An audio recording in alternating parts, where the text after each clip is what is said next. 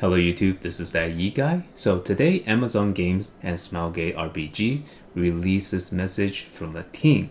In it, they go over the reason behind their release schedule and things like that, and as well as talking about their vision for the future. So this is not a roadmap, so this is not going to have all the detail and the timeline, but they do give some useful insight into the decision making.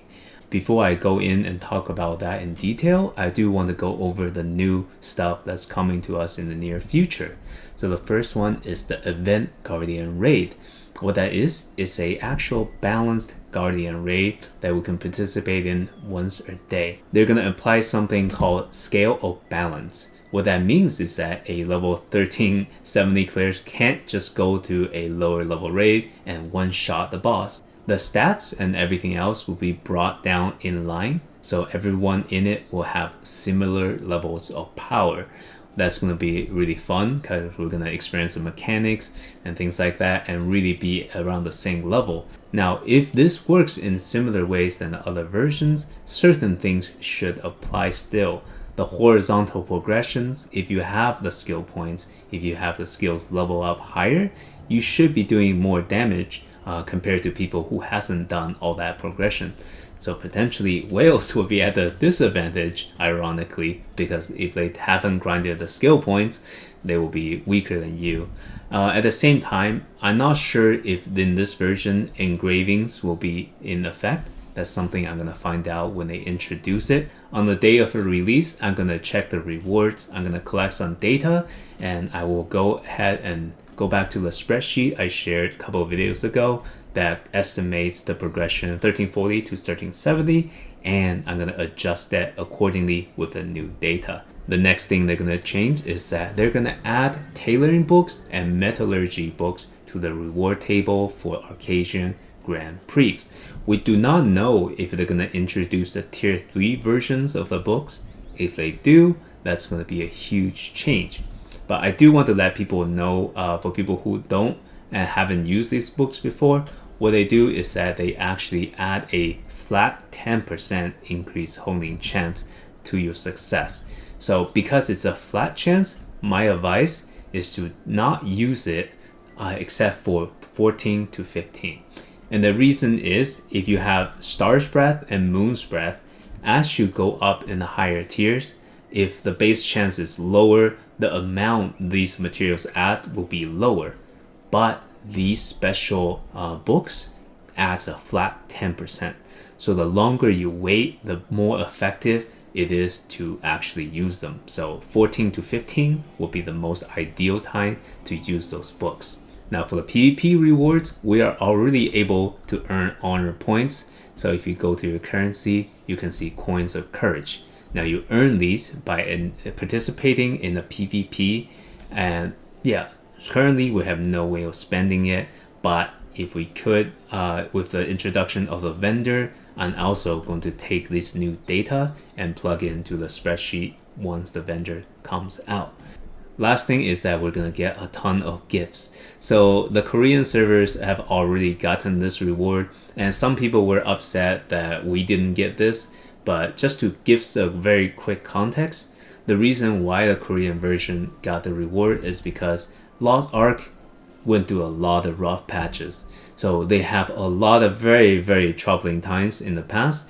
Way worse, to be very fair, than the stuff we experienced, potential bumps that we bump into, so that they stuck around and made Lost Ark the game that it is today. So we get to enjoy a much better version of it. And ultimately, that's why they got the reward, but now they're also giving it to us. This will be really cool, and for people who have seen, they are really hilarious looking. We can get the animal suits, and we can get these as pets, the skateboards as well. So I unfortunately do not have the Korean version installed right now on my computer, and my Russian version is very out of date. I don't even know right now if my patch works for it.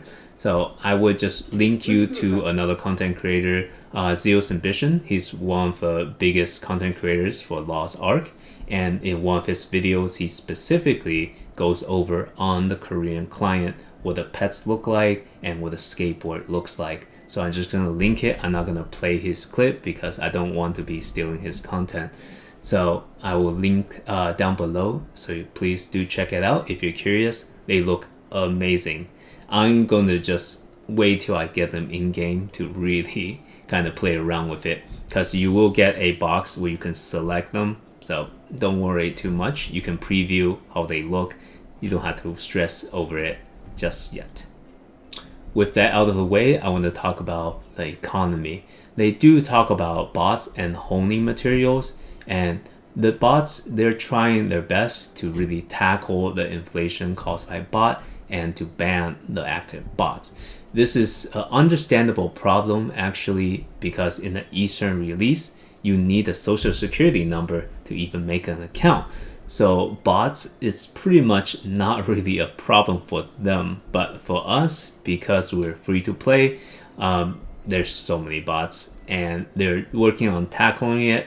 They're doing actually a decent job, but is this still rampant right now? So I'm hopeful that they can address this in full in the future. Now, I want to talk about the injection of honing materials, along with them saying that they're going to give us more honing materials, and what they talk about in terms of their vision of how the late game plays out. I think we're not going to get a honing rate change. Now, honing rate change has been a thing talked about by a lot of people, and I only briefly mention it because I don't think this is a very straightforward issue. If you change the honing rate right now, it would be really bad for potentially people who are dedicated and invested. And I'm not just talking about the whales. There are a lot of free-to-play players who invested a lot of time into the game, and for them that would be devastating. Have a huge part of their grind to sacrifice and validate it. So they mentioned that they're going to give us more of these knots that increases the chance. And if we look at the login rewards, there's also a login reward that gives us these honing rate increase items. So because of that, I don't think that we're going to get the honing rate change, because originally a potential change we could see is 100% success rate in tier 1 and tier 2. It doesn't make sense for them to have those as rewards and completely invalidates it by changing the rate to 100%. Now lastly, they go over the different logic behind why they did the release the way that they did.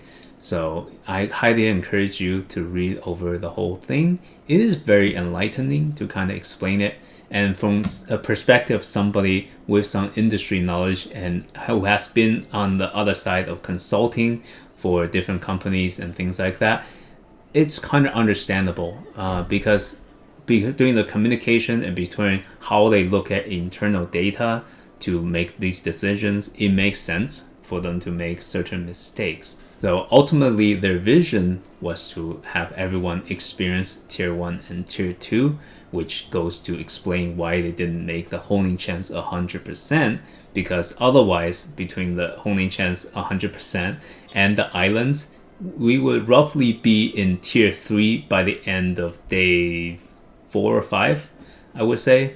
So that would have just been a huge skip in progression and completely invalidate a lot of really quality tier 1 and tier 2 content, like Starlit Isle and everything that I took my time and enjoyed.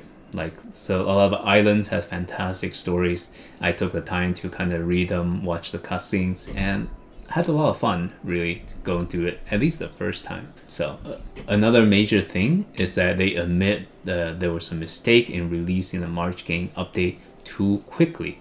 Now, I don't necessarily see it as 100% negative for them to have this content, because there are people who have progressed really far.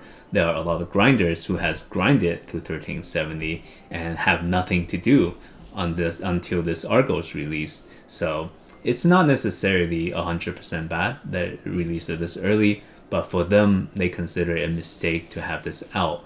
And I do agree to the extent that they should have more content around this tier first. Like South Vern, for example, would be a really good content for us to have. That's more things we can do, more resources we can gather.